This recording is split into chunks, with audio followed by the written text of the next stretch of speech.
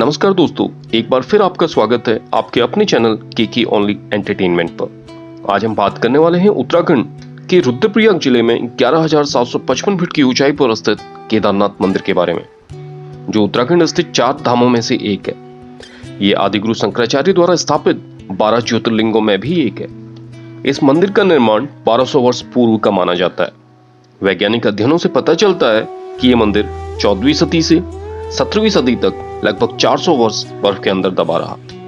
इसके सबूत आज भी इस मंदिर की दीवारों पर देखने को मिलते हैं। यह दुनिया का एकमात्र ऐसा मंदिर है जिसका प्रवेश द्वार दक्षिण दिशा में, जबकि बाकी हिंदू मंदिरों के द्वार पूर्व या पश्चिम दिशा में होते हैं। मान्यता है कि इसी स्थान पर आदिगुरु शंकराचार्य ने भी महासमाधि ली थी। इस मंदिर के कपाट भक्तों के लिए अप्रैल से लेकर नवंबर महीने तक ही खुलते हैं। इसके बाद इस क्षेत्र में होने वाली भारी बर्फबारी के कारण इसके कपाट अगले 6 महीनों के लिए बंद कर दिए जाते हैं। इस मंदिर को जागृत महादेव भी कहा जाता है। इस संबंध में एक कहानी जो काफी प्रचलित है, उसके अनुसार प्राचीन समय में जब यातायात के साधन के नाम पर केवल बैलगाड़ी व घोड़े हुआ करते थे, उस समय एक गरीब भक्त भगवान के दर्शनों की अभिलाषा लिए केदारनाथ मंदिर की ओर चल पड़ा। कई महीनों की कठिन यात्रा के बाद जब वो व्यक्ति मंदिर पहुंचा तो मंदिर के पुजारी कुछ अन्य व्यक्तियों के साथ मंदिर के कपाट बंद कर जा रहे थे। जब उस भक्त ने पुजारी से कपाट खोलने की विनती की तो पुजारी ने मंदिर के नियमों का हवाला देकर मना कर दिया एवं भक्त को 6 महीने बाद दर्शन के लिए आने को कहा और चल दिया। भक्त भी बिना दर्शन किए जाने को तैयार न हुआ और वहीं मंदिर के द्वार पर बैठ गया। उसे अपने भगवान पर पूरा भरोसा था कि महादेव कुछ तो लीला जरूर करेंगे।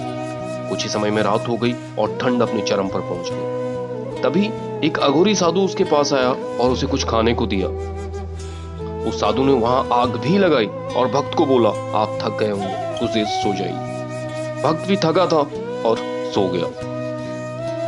सुबह जब उसकी आंख खुली तो देखा बर्फ पिघल चुकी है और पुजारी कुछ अन्य लोगों के साथ मंदिर की ओर आ रहा है। पुजारी के पास आते ही भक्त बोला, आप तो कह रहे थे कि 6 महीने तक मंदिर बंद रहेगा, आप आज ही आ गए।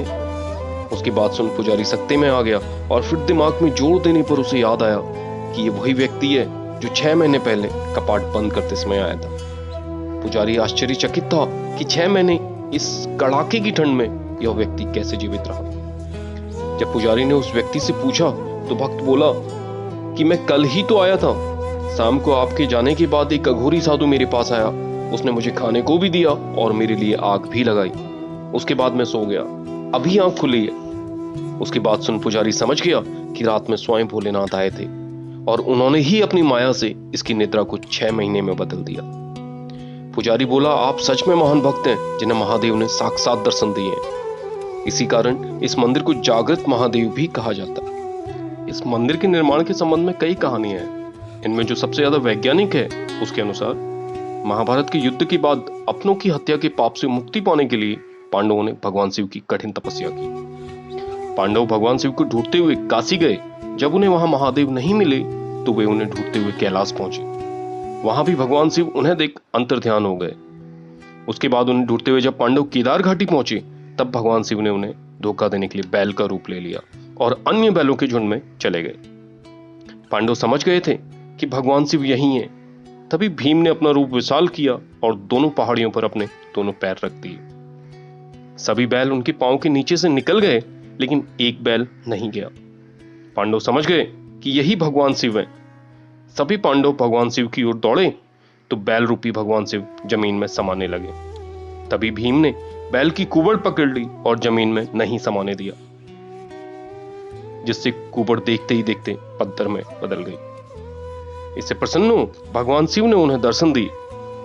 बाद में इसी स्थान पर पांडवों ने भगवान शिव का मंदिर बनाया और यहाँ भगवान शिव के इसी कुबड़ रूपी शिवलिंग की पूजा होती है। बाद में भगवान शिव का धड़ काठमांडू में प्रकट हुआ, जिन्हें पशुपति नाम से पूजा जाता है। इसके अलावा मुख्य रुद्रनाथ में, नाभि मध्येश्वर में, जटा कल्पेश्वर में प्रकट हुई। इन स्थानों को पंच केदार के नाम से भी जाना जाता है।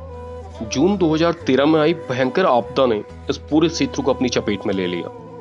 हजारों भवन ध्वस्त हो गए, हजारों लोगों को अपनी जान से हाथ धोना पड़ा, लेकिन चमत्कारिक रूप से इस मंदिर को कुछ नहीं हुआ। इस आपदा के समय एक विशाल शिला पानी के साथ बहकर इस मंदिर से कुछ फीट की दूरी पर आकर रुक गई, जिसने बाढ़ के पानी की दिशा कुछ यूं बदली कि पानी मंदिर के दोनों ओर से निकल गया।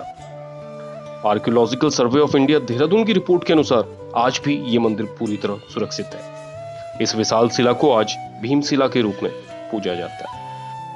आपदा के उपरांत भारत सरकार ने इस स्थान के महत्व एवं हिंदू धर्म में इसकी महत्ता को ध्यान में रखते हुए इस स्थान को पुनर्निर्माण और सुंदरीकरण के साथ साथ भविष्य की आपदाओं से इस स्थान को बचाने के लिए विशेष प्रयास प्रारंभ किया है, जिसके अंतर्गत मंदिर के उत्तर की ओर एक वैकल्पिक मार्ग की तरफ सेना का हेलीपैड बनाया गया है।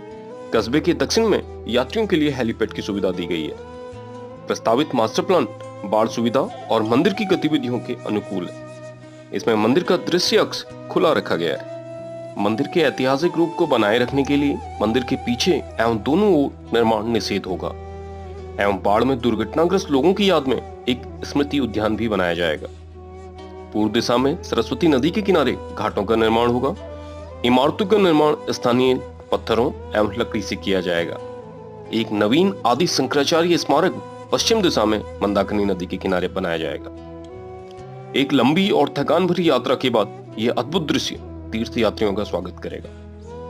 संगम से मंदिर तक का 900 फीट का पड़ाव एक अद्भुत अनुभव होगा, जहां 40 फीट चौड़ा मार्ग जिसके दोनों ओर तीर्थ यात्रियों के बैठने एवं आराम करने की व्यवस्था होगी।